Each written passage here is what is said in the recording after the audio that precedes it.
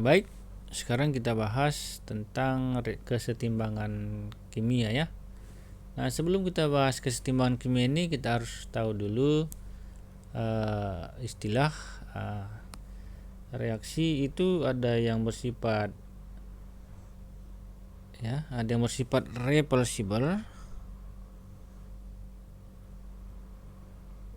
reversible, ada juga bersifat irreversible ya. Nah, apa maksudnya reversible? Reversible itu artinya reaksi yang dapat balik ya, dapat balik. Sedangkan irreversible itu adalah reaksi yang tidak dapat balik ya, itu artinya, itu perbedaan yang keduanya ya. Maksudnya seperti ini ya, dapat balik ini maksudnya gimana gitu kan.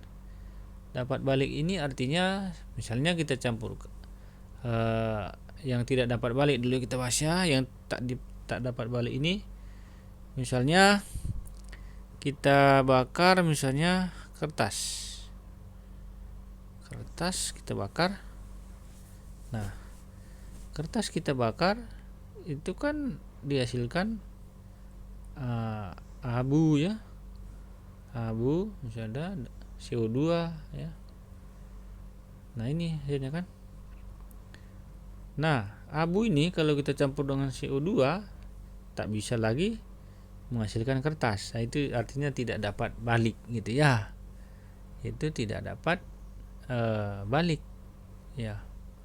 Sedangkan kalau yang dapat balik itu reaksi reversible seperti ini dia ya. Misalkan kita campurkan nitrogen dengan hidrogen.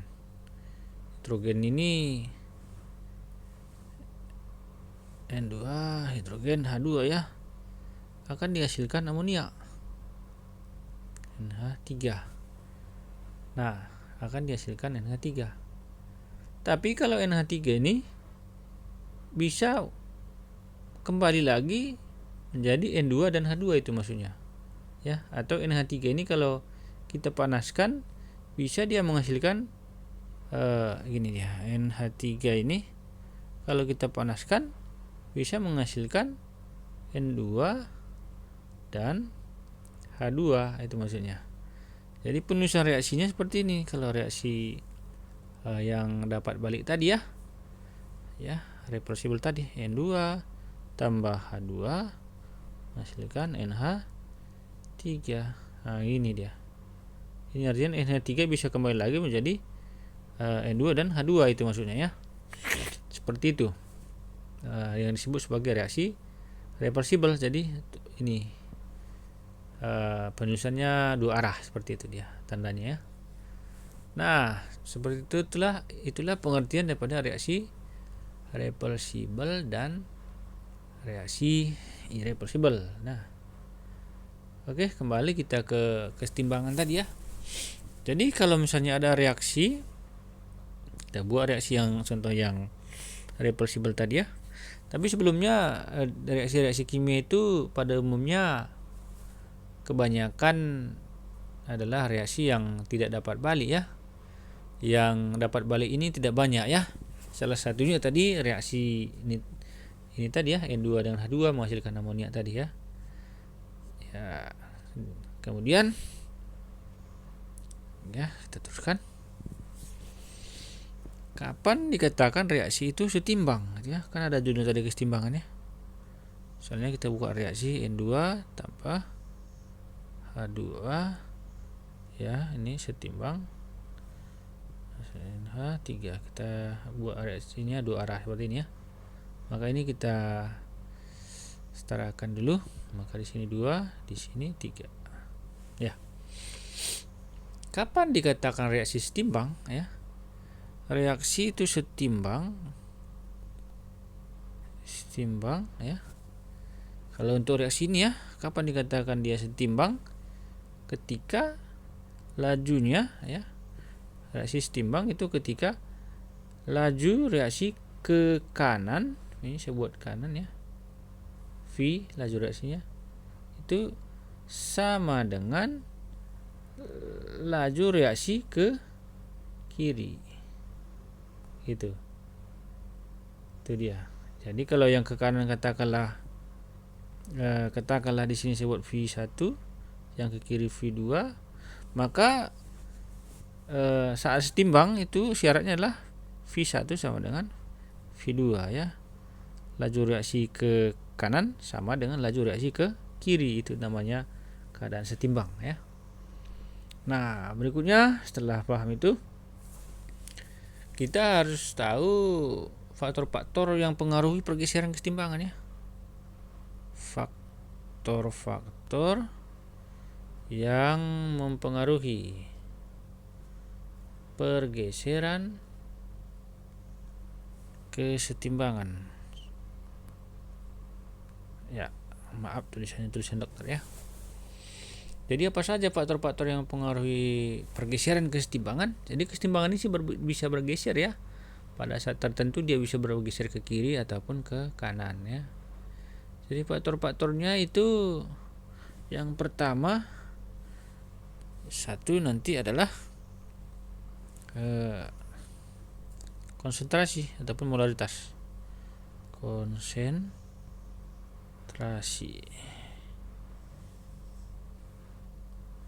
Konsentrasi ataupun molaritas ya. Yang kedua nanti adalah volume wadahnya ya. Volume wadah. Seperti itu ya. 3 nanti adalah tekanan. Itu dia. Ya. Kemudian yang keempat nanti ada satu lagi adalah suhu. Ya. Ataupun temperatur ya. Nah, kita bahas satu-satu. Yang pertama. Ya. Yang pertama tadi adalah konsentrasi ataupun molaritas ya. Konsentrasi. Ya, seperti itu dia. Nah, konsentrasi ini konsepnya seperti ini. Ya. Jika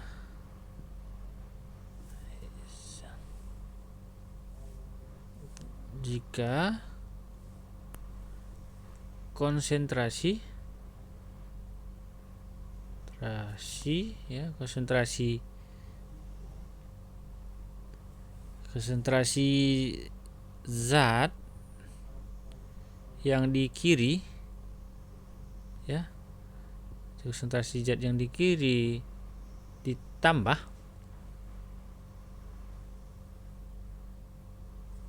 ataupun dinaikkan ya, ditambah atau dinaikkan. Nah nih, maka ya kesetimbangan ya bergeser ke kanan ya, kanan. Jika konsentrasi yang di kiri ditambah maka dia bergeser ke kanan ya.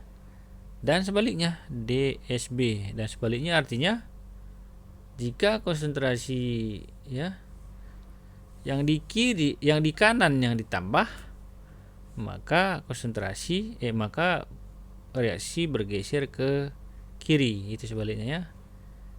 Nah, itu kalau ditambah ya. Jika konsentrasi kiri ditambah maka kesetimbangan bergeser ke kanan ya.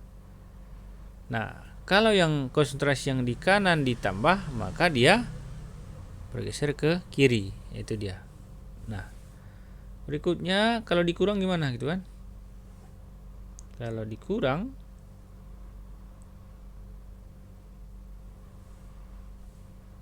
ya konsentrasi tadi ya.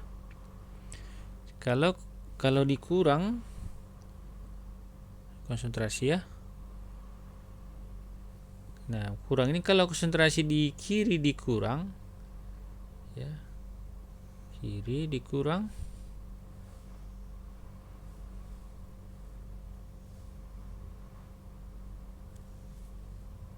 kiri. Kalau yang di kiri dikurangi, maka kesetimbangan bergeser ke kiri. Nah, gitu dia.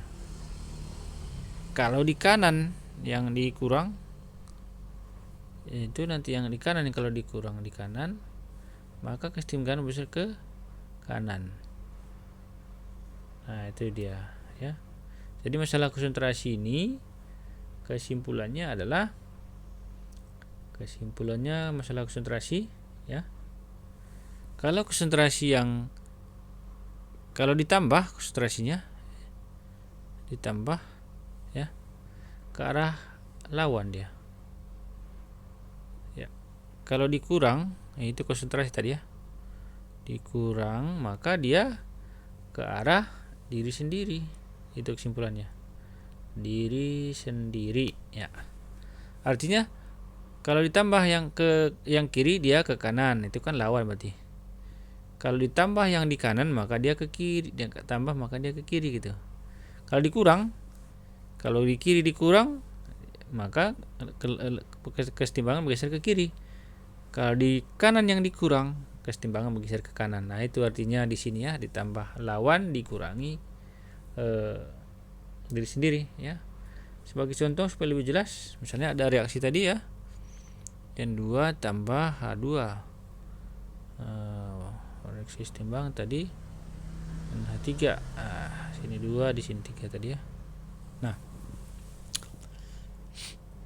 pertanyaannya pada reaksi ini kemanakah pergeseran kesetimbangan katanya apabila N2 ditambahi N2 nya konsentrasinya ya.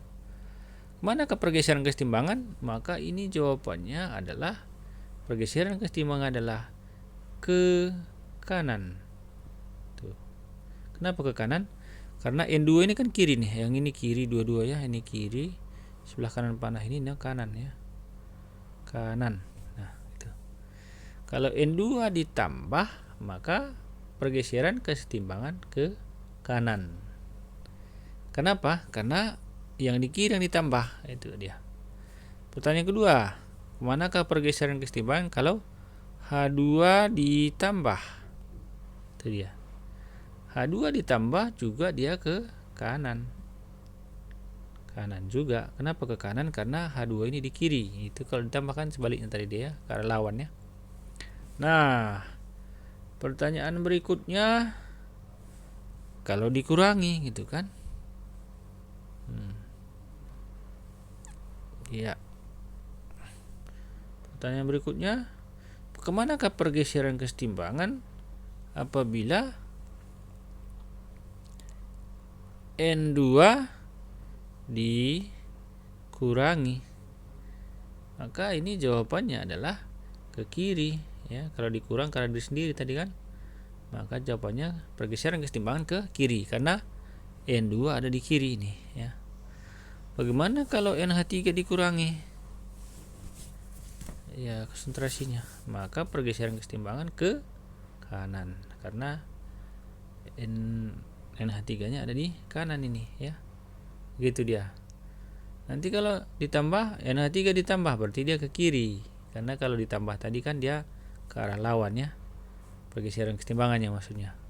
Itu masalah konsentrasi ya. Berikutnya tadi yang kedua adalah masalah volume wadah ya. Volume wadah. Ya, volume wadah yang digunakan maksudnya. Misalnya ini wadahnya. Tadinya kan seperti ini, kita perbesar lagi seperti ini. Ini namanya wadah ya, tempat kita mereaksikannya ya. Itu dia. Ini disebut sebagai wadah, volume wadah ya.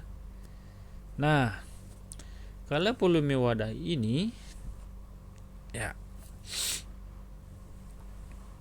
kalau volumenya diperbesar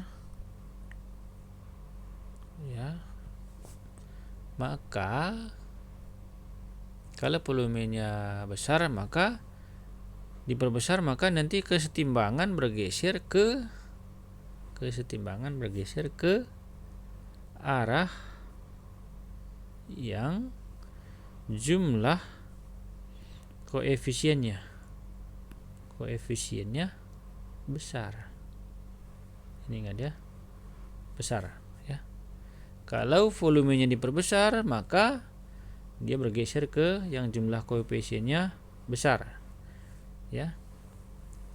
Dan sebaliknya, kalau nanti diperkecil volumenya, maka dia bergeser ke arah yang jumlah koefisiennya kecil. Nah, ingat aja ya, kalau volume itu kalau diperbesar dia ke arah koefisien yang besar, kalau yang diperkecil maka pergeseran kesetimbangan ke yang jumlah koefisiennya kecil ya. Sebagai contoh misalnya sama, kita misalkan reaksi tadi N2 tambah 3H2 menjadi 2NH3, misalnya seperti ini ya. Pertanyaannya ya, kemanakah pergeseran kesetimbangan apabila volume diperbesar? Ya, jawabannya kalau nggak kiri kanan ya. Volume diperbesar, kemana ke pergeseran kesetimbangan? Maka jawabannya adalah tadi kan, kalau kita tambahkan dulu ya koefisiennya. Jumlah koefisien di kiri ini 1, ini ditambah 3. Maka jumlah koefisien di kiri 4. Yang di kanan cuma 2 ini kan, nggak ada lagi. Kalau ada nanti di sini ditambahkan lagi ya. Seperti dia. Jadi koefisien kiri adalah 4, koefisien kanan adalah 2. Seperti itu. Nah, ini volume diperbesar, kemana pergeseran kesetimbangan ya? Lihat aja koefisiennya besar nih. Maka ini jawabannya adalah pergeseran kesetimbangan bergeser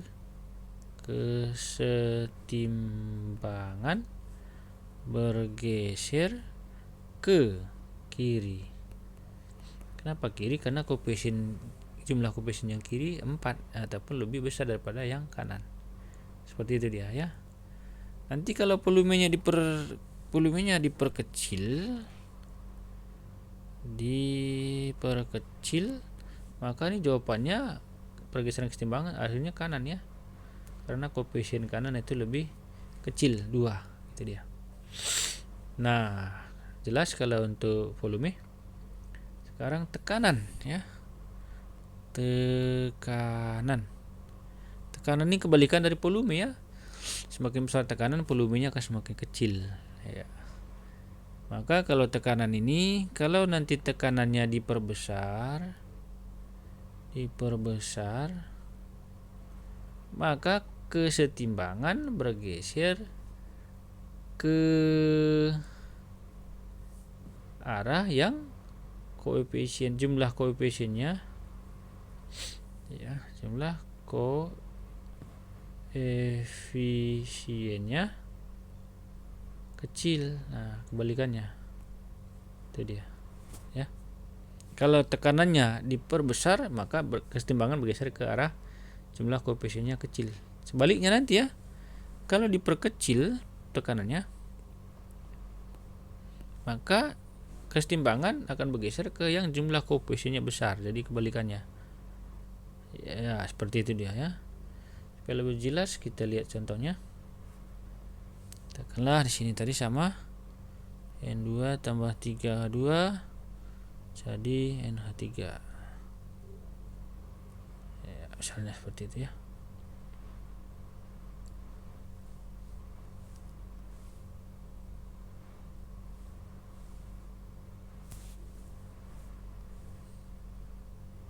Ini 2 ya. Nah, ini reaksi kesetimbangan seperti ini. Pertanyaannya, kemanakah pergeseran kesetimbangan ya? Apabila ya, kemana pergeseran kesetimbangan apabila gitu ya, tekanan diperbesar ya, tekanan diperbesar. tanda tanya, itu kan kita jawab ya. Tadi kita lihat ya, kalau tekanan diperbesar tadi pergeseran kesetimbangan ke arah jumlah koefisien yang kecil ya. Di sini tadi 4 ya, 1 tambah 3, sini 2. Maka ini jawabannya adalah kalau diperbesar tekanannya cari koefisien yang kecil, berarti ke kanan ya. Kanan jawabannya ya. Karena koefisien kanan kecil. Nah, nanti kalau tekanan diperkecil jawabannya ke kiri. Kalau diperkecil tekanannya maka jawabannya ke kiri. Kenapa kiri? Karena 4 ya, di kiri jumlahnya lebih besar koefisiennya. Nah, setelah itu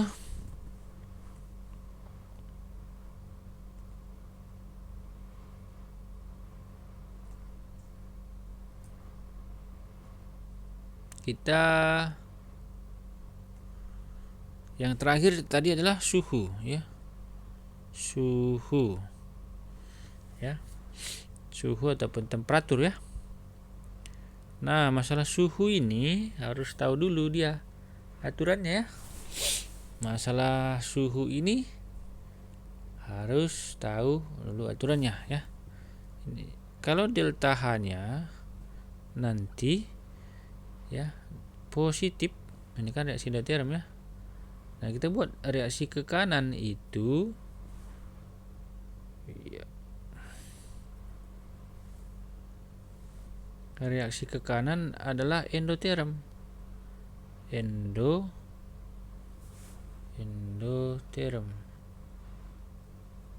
Iya. Ya, ke kanan endotherm ya. Yang ke kiri exotherm ya. Yang ke kiri kan ini nanti exotherm ya. Itu dia. Itu yang perlu yang diingat. Nanti ya, kalau delta H-nya ini harus dikasih tahu negatif, maka yang ke kanan nanti exo ya. Ini harus diingat dulu. Exotherm. Yang ke kiri sebaliknya ya. Endotherm. Ini harus diingat ya. Nah, setelah tahu itu ada peraturannya ya. Jika suhu dinaikkan ya, ini peraturannya ya, masalah suhu tadi ya. Jika suhu dinaikkan maka kesetimbangan bergeser ke, nah ini ingat ya, kalau suhu dinaikkan maka kesetimbangan bergeser ke endotherm. Iya, endotherm. Nanti kita lihat endotherm itu kemana di situ ya. Suhu dinaikkan ke arah endo. Nah, kalau suhu diturunkan, maka kesetimbangan bergeser ke exotherm. Nah, ini harus ingat ya, exotherm. Itu dia. Nah, supaya lebih jelas kita buat contohnya ya. Contoh ya. Katakanlah pada reaksi tadi juga N2 tambah 3H2 menjadi 2NH3 ya. Ini tidak ada hubungannya dengan koefisien nanti ya. Kalau suhunya hubungannya dengan deltanya ini ya. Delta H-nya katakanlah sama dengan minus 50 kJ misalkan ya. Pertanyaannya ya, kemanakah pergeseran kesetimbangan apabila suhu dinaikkan? Kemana pergeseran kesetimbangan gitu ya. Jadi kita jawab ya. Jawabannya jangan langsung dijawab ya. Kita lihat dulu ini. Caranya adalah kita lihat dulu ini. Itu kan tanda negatif ya. Delta H-nya kan sama dengan negatif.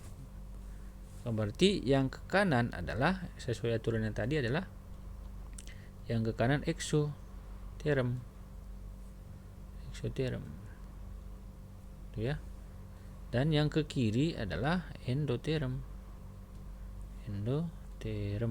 Nah, tadi kita tahu suhu dinaikkan sesuai aturan tadi dia ke arah mana tadi? Kalau suhu dinaikkan tadi ke arah endoterm kan? Nah, maka ini jawabannya. Tinggal kita lihat di sini yang mana yang endoterm, kemana di endoterm di sini. Ini kan endotermnya ke kiri ini. Maka jawabannya adalah kiri. Kenapa kiri? Karena suhu dinaikkan dia ke arah endoterm, sementara ini kelihatan endotermnya ke kiri, maka jawabannya adalah kiri, gitu ya. Nah, itu maksudnya ya. Kalau suhu diturunkan berarti kan ke arah ekso, berarti kanan nanti jawabannya gitu. Kalau suhu diturunkan untuk reaksi ini ya. Kalau suhunya diturunkan, turun suhunya, maka nanti ini jawabannya adalah ke arah eksoterm, maka ke kanan. Itu dia. Nah, contoh lain misalnya, kita supaya lebih jelas lagi ya. Katakanlah A tambah B setimbang menjadi C tambah D misalnya ya. Maka di sini buatnya delta H-nya sama dengan positif 20 kJ misalnya. Berarti kan tandanya positif ya. Pertanyaannya, kemanakah pergeseran kesetimbangan ya? Apabila satu suhu dinaikkan, misalnya suhu dinaikkan, kemana pergeseran kesetimbangan ya? Jadi kita jawab. Nah, caranya seperti ini. Pertama kita lihat dulu ini ya, tandanya kan positif, berarti kita buat yang ke kanan adalah endoterm, yang ke kiri adalah eksoterm, kan gitu tadi ya. Tadi kalau suhu dinaikkan dia ke arah endoterm kan, ke arah endoterm. Lihat di sini endoterm di sini ke mana? Ini kan endoterm. Endotermnya ternyata ke kanan, maka jawabannya ini adalah kanan. Seperti itu dia ya. Nah, semoga ya, itu namanya pergeseran kesetimbangan ya. Nah, kalau sudah paham itu kita belajar akibatnya ya. Akibat pergeseran tadi ya, akibat pergeseran kesetimbangan ya. Apa akibatnya kalau ada ke kiri atau ke kanan itu ya. Jadi ini akibatnya, ini kita cara belajarnya supaya mudah seperti ini ilustrasinya ya. Katakanlah di sini 2 ember, di dalamnya air sama tinggi airnya. Sini ada selang misalnya. Ini selang ya. Seandainya nih ya. Seandainya air ini mengalir ke kanan misalnya ya, mengalir ke kanan. Maka kan air yang di ini katakanlah A akan B ya. Air yang di kiri nih ya, air yang di A itu akan berkurang ya kan. Berkurang. Yang B bertambah kalau airnya mengalir dari kiri ke kanan gitu ya. Nah, sebaliknya kalau nanti airnya mengalir dari kanan ke kiri, yang di B ini akan berkurang, yang kiri ini, yang di A ini akan bertambah gitu maksudnya ya. Nah, itu ya. Sebagai contoh mungkin kita buat contohnya ya. Sebagai akibatnya nih. Katakanlah ada reaksi ya.